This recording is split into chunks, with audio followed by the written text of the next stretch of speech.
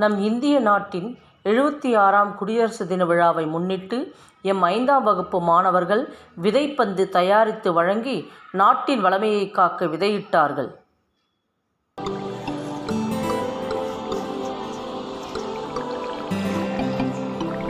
விதைப்பந்து எவ்வாறு தயாரிக்கப்படுகின்றது?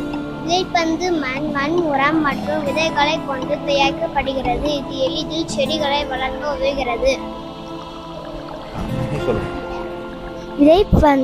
விதைப்பந்து விலங்குகள் மற்றும் மோசமான வானிலை விளைவுகளில் இருந்து விதைகள் பாதுகாக்கின்றது.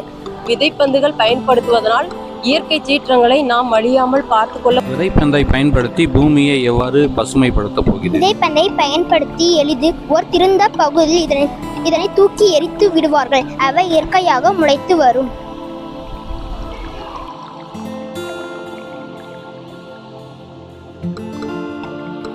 வாருங்கள், நாம் அனைவரும் ஒன்றிணைந்து செயல்பட்டு விதைப்பந்தை பயன்படுத்தி வருங்கால தலைமுறைக்காக பூமியை பசுமையாகவும் வளமையாகவும் மாற்றுவோம். நன்றி.